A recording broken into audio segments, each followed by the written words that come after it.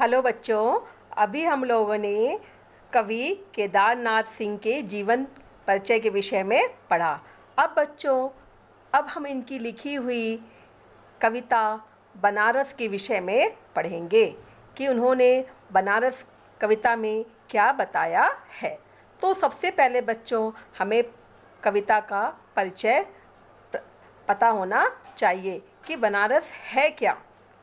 बच्चों, बनारस शहर का नाम तो आप लोगों ने सुना ही होगा और मुझे उम्मीद है कई लोग बनारस शहर में गए भी होंगे। बनारस किस लिए प्रसिद्ध है ये आप लोगों को पता होगा, क्योंकि हमारे माननीय प्रधानमंत्री जी बनारस शहर से ही अपना चुनाव लड़े थे। अब आपको पता भी चल गया होगा कि बनारस शहर क्या है। तो बनारस शहर के विषय में चलो बच्चों हम पढ़ते हैं, इनकी जानकारी प्राप्त करते हैं बनारस शहर के विषय में। बच्चों, बनारस कविता में कवि केदारनाथ सिंह ने काशी की प्राचीन आध्यात्मिक गरिमा के साथ ही आधुनिकता का भी समावेश किया है। कहते हैं बनारस काशी की नगरी है, ये सुना भी होगा आप लोगों ने। बनारस कविता में प्राचीनतम शहर बनारस के सांस्कृतिक वैभव के साथ वहाँ की बनारसीपन पर भी प्रकाश डाला गया है। इस कविता में कवि ने वहाँ की जो बनारसी ठेठ है उस पर भी उन्होंने प्रकाश डाला है। बनारस को शिव की नगरी और गंगा नदी के साथ विशिष्ट आस्था का केंद्र भी माना गया है। वहाँ पर बच्चों गंगा नदी है, ठीक है, और इसे शिव की नगरी के नाम से भी जाना जाता है और इसे आस्था का केंद्र भी बताया गया है। बनारस में क्या है? बनारस में गंगा है, गंगा के घाट हैं, मंदिर तथा मंदिरों और घाटों के किनारे बैठे भिखारियों के कटोरे हैं जिनमें बसंत उतरता है। यह चित्र बनारस कविता में अंकित हुआ है। जो आप पढ़ोगे अभी बनारस कविता के, उसमें इसके विषय में बताया गया है। गंगा और क्या है बच्चों? गंगा नदी में बंधी नाव, एक और मंदिरों घाटों पर जलने वाले दीप, तो दूसरी तरफ कभी न बुझने वाली चिताग्नि उनमें तथा हवन इत्यादि से उठने वाला धुआं, यही तो बनारस है। कहने का तात्पर्य क्या है बच्चों? कहने का तात्पर्य यह है कि गंगा नदी में नाव है, मंदिर है, घाट है और वहाँ पे दीपक प्रज्वलित किए जाते हैं। चारों तरफ खुशबू सुगंध फैली रहती है और वहाँ पर चिताएं जलती रहती है, हवन इत्यादि होता रहता है। ये क्या है? ये बनारस शहर की पहचान है। यहाँ हर कार्य अपनी रॉ में होता है, मतलब हर कार्य अपने तरीके से लोग पूरा करते हैं। आस्था, श्रद्धा, विरक्ति, विश्वास, आश्चर्य और भक्त का यह मिला जुला रूप बनारस है। इन सब रूपों का मिश्रण करके ही बनारस शहर का पहचान बताई गई है। काशी की अति प्राचीनता, आध्यात्मिकता एवं भव्यता के साथ आधुनिकता का समाहार बनारस रहस्यों को खोलता है। ये सारी चीज़ें मिलकर के बनारस शहर के में क्या क्या छुपे हुए रहस्य उनके बारे में बताते हैं। तो बच्चों, ये छोटा सा बनारस कविता का परिचय था। अब हम इसके जो काव्यांश है उसके विषय में पढ़ेंगे। तो चलो बच्चों शुरू करते हैं। काव्यांश। इस शहर में बसंत अचानक आता है और जब आता है तो मैंने देखा है लहर तारा या मड़वाडी की तरफ से उठता है धूल का एक बवंडर और इस महान पुराने शहर की जीभ किरकिराने लगती है। बच्चों, ये छोटा सा काव्यांश था। काव्यांश आपके बोर्ड एग्ज़ाम में सप्रसंग व्याख्या आती है, जैसा कि मैंने आप लोगों को पहले भी अपने वीडियो में बता चुकी हूँ। तो इसको कैसे लिखते हैं? संदर्भ लिखते हैं, प्रसंग लिखते हैं, व्याख्या लिखते हैं और फिर विशेष लिखते हैं। तो बच्चों, संदर्भ में क्या लिखते हैं मैं आपको बता रही हूँ। प्रस्तुत काव्यांश हमारी पाठ्य पुस्तक अंतरा भाग 2 में संकलित बनारस शीर्षक कविता से उद्धृत है, यहाँ से लिया गया है। यह कविता समकालीन कविता के प्रसिद्ध कवि केदारनाथ सिंह द्वारा रचित है। इसको लिखने वाले कौन है? कवि केदारनाथ सिंह हैं। ये क्या था बच्चों? संदर्भ। अब हम क्या जानेंगे बच्चों? प्रसंग के विषय में।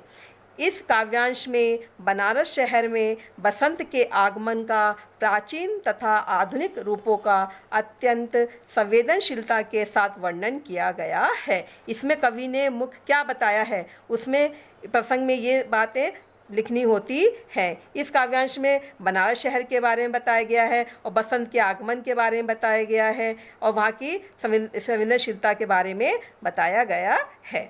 तो बच्चों ये क्या था प्रसंग। अब क्या लिखते हैं बच्चों, व्याख्या। जो मैंने काव्यांश अभी पढ़ा उसकी पूरी व्याख्या मैं आपको बता रही हूँ।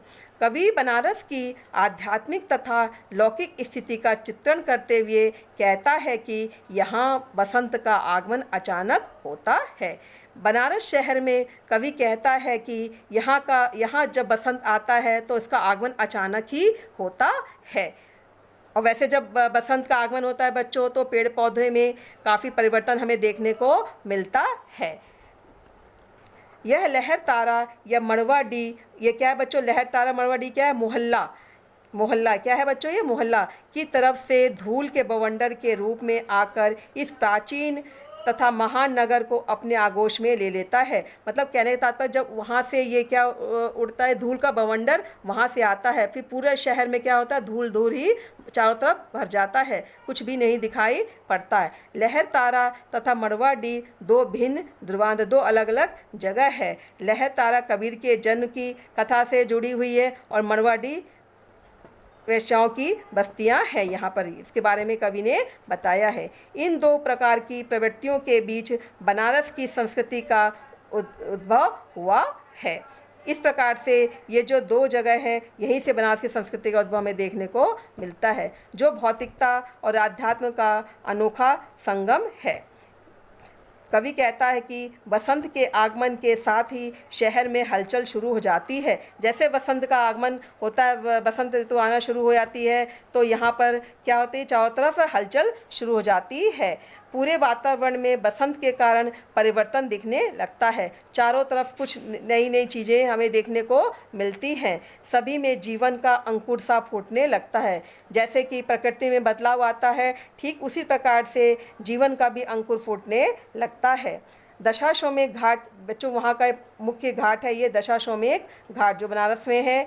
जब व्यक्ति जाता है तो वहाँ के निष्ठुर अंतिम पत्थर में भी बसंत की कोमलता का आभास हो जाता है। वहाँ जाकर के उसको ये भी आभास होता है कि बसंत का आगमन हो गया है।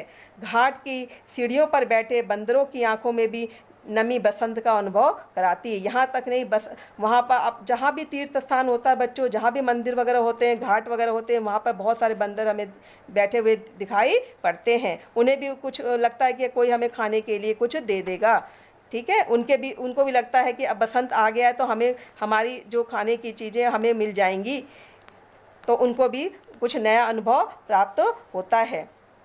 बस ये घाट पर बैठे भिखारियों में भी बसंत आशा का संचार करते हैं। बच्चों देखो, वहाँ पर मंदिर के पास बाहर कई भिखारी कतारों में बैठे हुए अपने कटोरों को लेकर बैठे हुए रहते हैं। उनको भी लगता है कि बसंत आया है तो हमें भी कुछ खाने को मिल जाएगा। कहने का तात्पर्य है जब वहाँ पर लोग उनकी मुरादें पूरी हो जाती हैं तो वे कुछ न कुछ वहाँ दान दक्षिणा करके घर वापस लौटते हैं। उनके खाली कटोरों में भरने की उम्मीद उन्हें लगती है कि अब वो हमें कोई कुछ न कुछ दे करके हमारे कटोरों में दे करके जाएगा।